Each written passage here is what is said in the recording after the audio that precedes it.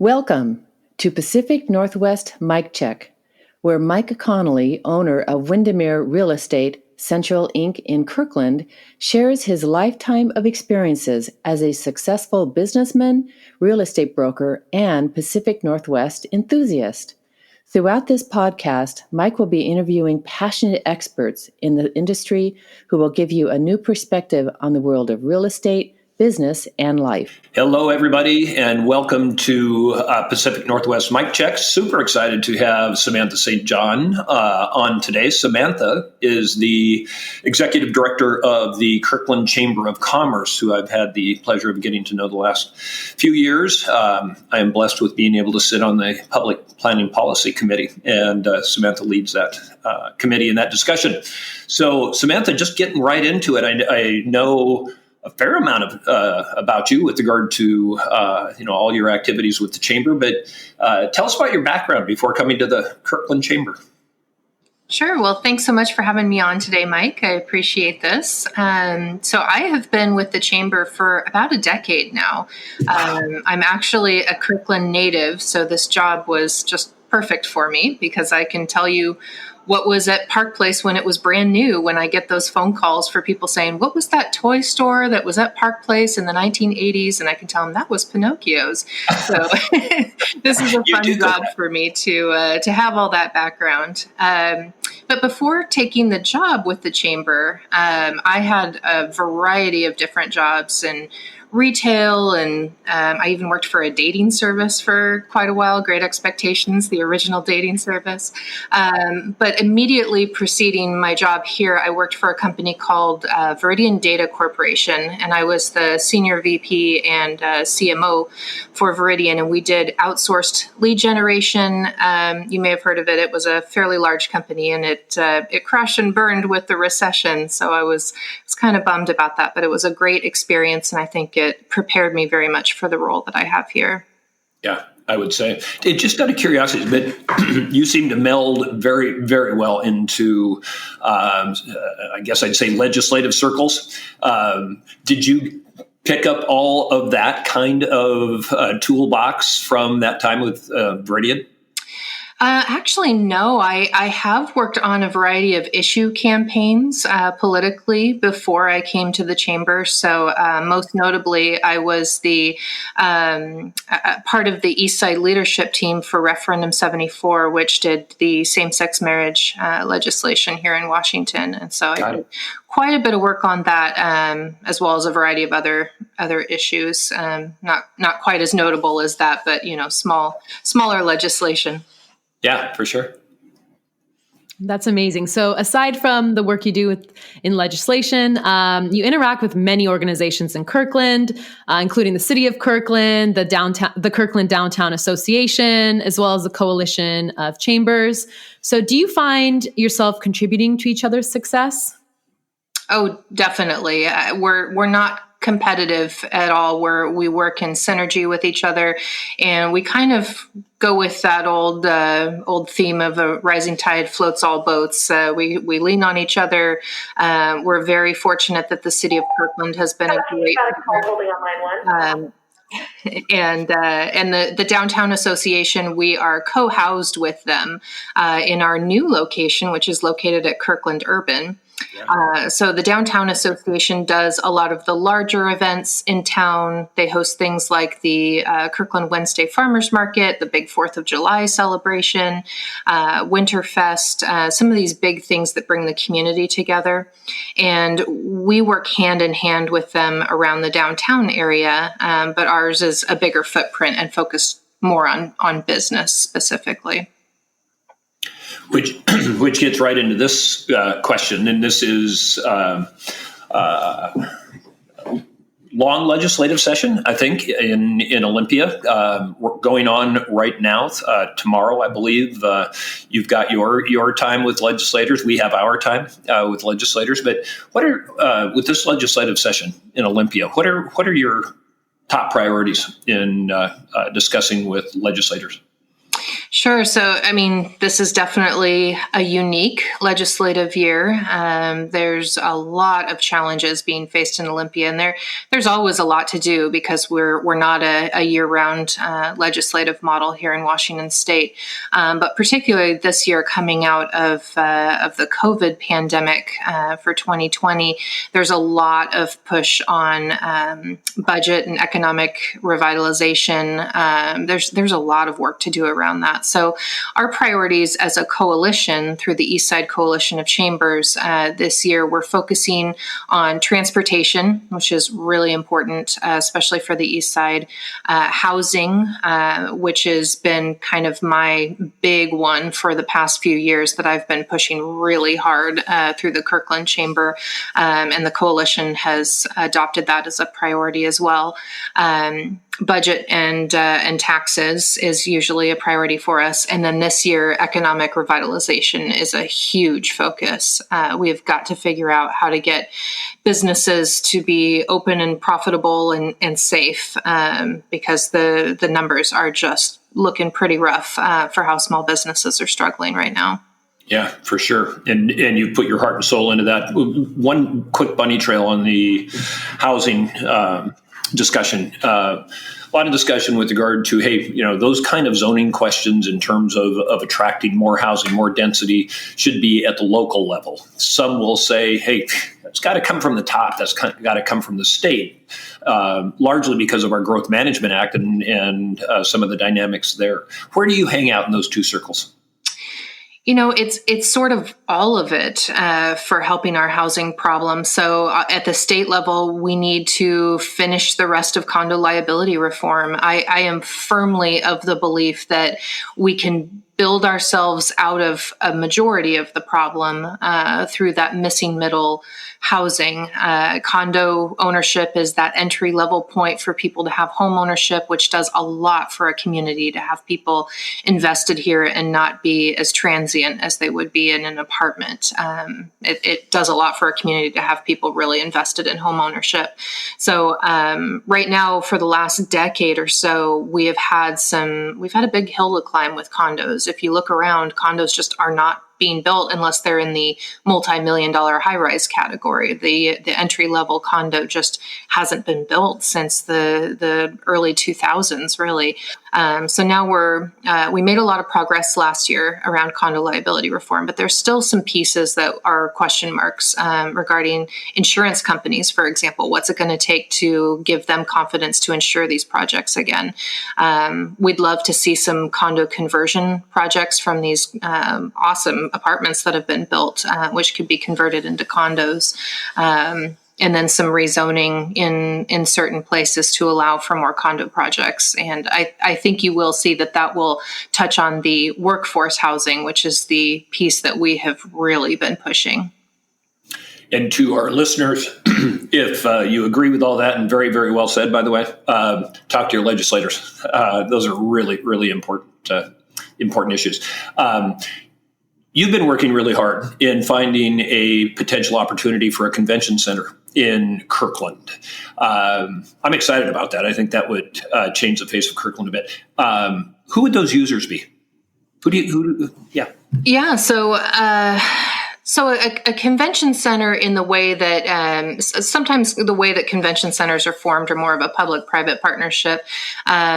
My idea for it would be a large piece of property, which there's a few that are coming up on 85th Street, we think, east of the freeway. One in particular that we had identified and really tried to make it work to convert from a retail with housing above type project to a Class A office space with a hotel and a large meeting space, ballroom with breakout rooms, so effectively acting like a convention center, which would be able to attract things like the Realtors convention and maybe even larger events. Like we had an idea to do an anime convention here on the east side to tap into that same group that goes into Comic-Con in Seattle. There's a wide variety of uses for large meeting space. We do not have any of that in Kirkland right now. So we actually see a lot of these conventions and larger events going up to Linwood, which is doing really well with their convention center. So we wanted to potentially attract some of that here to Kirkland, because the amount of economic development that happens in a community from something like that is really outstanding. I mean, you just look at the cruise ship numbers for one. When you bring in a whole group of people, it supports all of those businesses around it. It would have supported the other hotels as well, to have one of those large hotels with, big meeting space and breakout rooms. Effectively, it would have supported the Heathman and the Woodmark and the Marriott Courtyard and everything surrounding it. So it would have been a really great thing to do for Kirkland. I haven't given up on it yet. I'm still hoping that another project will come about and identify a space that would work for it, ideally close to the freeway, because then you've got the way that people travel, where if they want to Uber in, then they can just do it right off the freeway, nice and easy, and then you don't have to have the parking requirements if you have it really easily accessible. So I'm still hopeful that we can do something like that. I know every nonprofit in town would love to be able to have their gala specifically in Kirkland. None of us can, because there just isn't a space large enough. So I'm still hoping that we can make that happen somehow. Yeah, that would be outstanding. You've enlightened me over the course of the last few years what a destination spot Kirkland is for people coming from all around. So, yeah, that would be exciting. Yeah. Yeah. Well, Kirkland is in such close proximity to Seattle. I mean, you can look across the water and there's the hustle and bustle of the city. In your opinion, what is Seattle's impact on East Side communities? Yeah, well, I mean, for those of us who are local, we see the East Side and Seattle as being two very distinct places. But if you travel to Florida and they ask you where you're from, you're going to say the Seattle area. So what Seattle does on a global and a regional scale, even, it matters. So we are very interested in what the Seattle City Council does and what Seattle just does specifically, because that is the major city that we are all tied to. So I have weighed in on things with the Seattle City Council. I think a lot of cities surrounding Seattle have been frustrated at how Seattle has been managing things at the moment, and it does matter. So you will see most of our East Side cities leaning on Seattle quite a bit to make some policy changes, because it affects us. It just does. Yeah. Well, you also mentioned this earlier on, how much COVID-19 in 2020 really affected small businesses and the challenges that small businesses face due to this pandemic. You organized a relief fund to help some of the people suffering from the challenges that 2020 brought on. How was that organized, and what results have you seen? So, as you know, Kirkland was sort of the original epicenter for COVID. I got that first phone call on February 28th, and I thought, ruh-roh, this is going to be something pretty major. I mean, the Life Care Center was just inundated, and they had no idea what to do. And I felt really badly for them, because, this was something they had no idea what they were dealing with. The effect that had was in the immediate moment, that first week, businesses in Juanita, specifically around the Life Care Center, were seeing sharp drop in the number of customers that were coming in. Everyone thought Juanita was infected, and so people were staying away. And then that happened to spread to the rest of Kirkland as news came about that Evergreen was treating these patients. And then all of a sudden, even among the rest of the East Side, people saw Kirkland as a place to not go to because they were afraid of being infected. And, this, like I said, this was something no one had ever dealt with before. So those first few days, we were trying to battle this awful PR image that we had at the very outset of this, and our restaurants and our shops were just seeing no one coming in. So I approached the city on March 5th, actually, which was really early, and said, okay, we've got to figure out something here. I think this is going to be long lasting. I don't know what the implications are going to be everywhere, but I can tell you that from a Kirkland standpoint, these businesses are going to need some help. So we got moving on this relief fund. It was the first of its kind in the country anywhere. It was before any government entity had even considered relief or PPP or anything. I mean, this just hadn't even been discussed. It wasn't on anyone's radar. This was before it had even gone to other states. So I approached Google, Mayor Penny Sweet, and I kind of did a two-part ask with them, and they gifted us with $250,000 to seed that first relief fund. And those checks, we did the entire thing, set up the fund. There were a lot of people involved. Banner Bank did the entire processing of all the checks. We had an amazing group of people that worked on this. So it was a true nonprofit and city partnership that made it happen. But we were able to get all those checks out the first week of April. In some of this relief for these companies that, they didn't know how they were going to make that first month of rent following the beginning of this. We did a second round of it, which was community funded. So we got it in small donations. We got one large donation from a gaming company, and then the rest of it came in smaller chunks.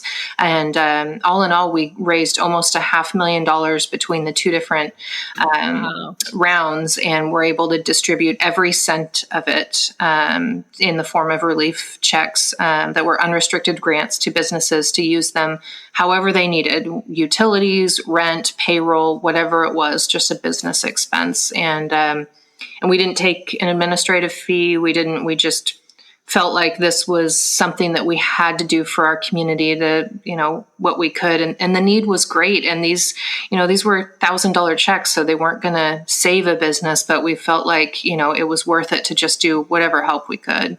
Absolutely. Raise the spirits and keep people in a positive track. That was an awesome job. I had no idea it was the first in the country. It was the first of anything. It was before anything had even been discussed. I mean, it was before even unemployment things had been put into place. So this was absolutely the first of its kind for anything relief in the country by far. So it's something to be proud of, that Kirkland really moved fast, and we were able to get money into the hands of people very quickly. Yeah, very. So here's crystal ball time. Give us your 2021 business forecast for Kirkland and East Side communities. Sure. So, of course, this year, that's much harder to do than any other year, because we're still in the pandemic. And, with the uncertainty is a hard place to be in. I do think things are going to get a little bit worse before they get better, just to be frank, because this is long and drawn out and really hard. And I think there's a lot of businesses that have been hanging on, and they're, going to come to decision time here at the end of Q1, where we could see quite a bit of turnover in some of our storefronts, which is devastating. And I wish there was a solution, but there's no real replacement for an open economy, and we can't be completely open right now safely. And so it's just, there's businesses that are not going to survive. However, I do think that as this vaccination rolls out, and it looks like there's more of a clear plan now, which the government is starting to utilize the business sector, which I think is the way that this is going to really get out, get needles into arms and get this vaccination out so that we can be safely open again. I do feel like by the end of the year, we will be on track to recovery. And I think we will see that people are so itching to get out. They're itching to go on vacation. They're itching to shop in stores and eat in restaurants. I think we're going to see a pretty big surge. So for those businesses that can hang on, or for new businesses coming in, I do think by the end of the year that we will see the economy starting to kind of rock and roll again. Yeah. So I'm going to take a quick question off of agenda, but we've had a fair amount of discussion within Windermere circles of developers looking at existing properties for redevelopment, such as malls and things that are properties that are suffering right now, and maybe redevelopment into residential type properties. Have you any finger on the pulse on that kind of a direction with development on the east side? I mean, there's definitely a need for housing here. So I mean, I can definitely see that that there would be a need for that. I mean, retail with housing above has been kind of the trend of the way that things are going with development right now. And the way that things have shifted during COVID, there might not be as much need for office space. We could see some of that office space going away as people turn their homes into at least their part-time offices. I know even myself, I'm working sort of half and half in the office and at home. And so we may see the needs of the community change a bit. And we do want to see people not commuting as long. We know that that's really healthy for a community, is to have people live close to where they work and close to services closer in, because, you know, having people drive from Marysville to Kirkland every day for work puts more traffic on the roads. It puts more time in the cars. There's a lot of costs that are associated with living further out. So more residential projects here in Kirkland, if we can figure out a way to do them in a way where it really adds to the community, I think it's going to be a good thing. Yeah, for sure. Yeah. Well, if someone is listening and they want to get involved in the Kirkland Chamber and with everything that you got, incredible things that you guys are doing down there, how might someone go about doing that? Where do they get started? Sure. So first visit our website, kirklandchamber.org. There's a lot of information about what we do. As you've heard, we do a variety of things around public policy. That's kind of my focus as the CEO of the organization. I also have an amazing staff, Beth, who's the VP of Sales and Marketing. She handholds every business and goes through and does customized marketing plans on how to get the most out of their chamber membership. We have Jen, our operations and finance manager, who can answer just about any question that someone has when they call, and Katie, who's our marketing coordinator, who does an amazing job on our social media and our newsletters and getting information out to people. So we have a lot of perks of membership. We do try really hard to help our members get noticed and get customers, and put an emphasis on shopping local and supporting our Kirkland businesses. And I will be a supporter of that, especially when we're together. The events that you put together, you and your team, what an incredible exchange of business and thought and idea. Thank you. Yeah. Yeah, well, we have two more questions for you. There are signature questions. So we ask these questions to every guest on the podcast. And our first signature question is, what does the Pacific Northwest mean to you? Well, as a Kirkland native, I can't imagine living anywhere else. I mean, the Pacific Northwest is it's the most beautiful place in the country. I've been all around the country, and although there's all kinds of beautiful corners of our beautiful United States, I can't imagine living anywhere else. I mean, we have it all right here. We have oceans, we have lakes, we have mountains, we have rainforests, we have desert.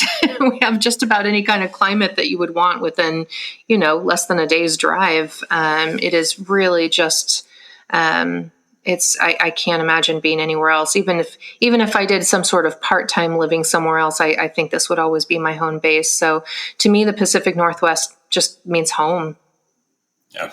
Well said. I think that is what it means to a lot of us. Here's a tough question for you. And that is, if you could listen to one song for the rest of your life, one song, what song would that be?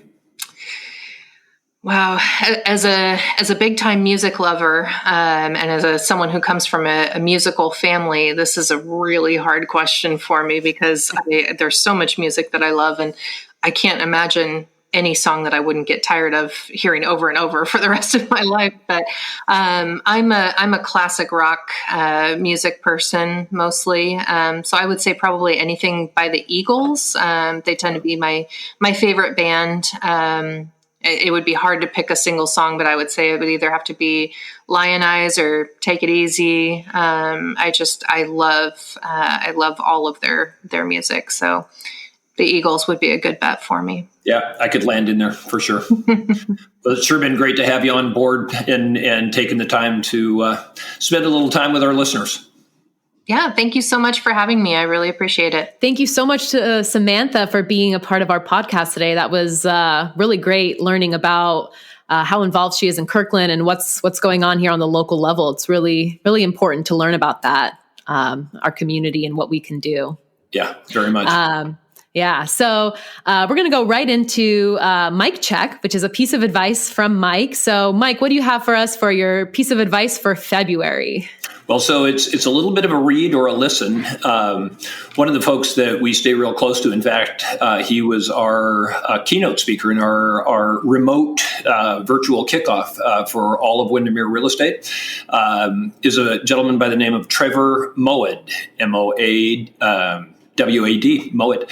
And Trevor is a mental conditioning coach. He does a lot of work for sports organizations, Alabama football, for Florida State football, locally, Russell Wilson. But wow. what he speaks to and the advice that he gives us is neutral thinking. He takes the negative out of, as he works with people, he takes the negative out of thought and discussion and self-talk. And so I thought, God, what a great piece of advice to put out in our podcast, and highly suggest a listen or a read of his book, It Takes What It Takes. Fantastic read, very, very easy to consume, but it changes the way you think, and it changes your day, and it changes your successes. So there you go. That's the advice of the podcast. Wow. Well, I'll definitely look into that, because I know we can all use a little extra positivity in our day, and how much that affects everything that we do throughout business and life. And it does. And yeah, so that's great.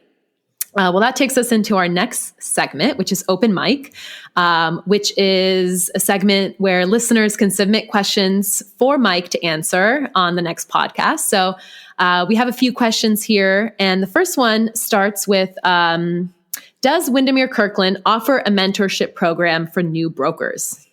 Yeah, we do. And it's very well seasoned. It is very results oriented, and it's all because of the mentors involved. And we have got two of them husband-wife teams.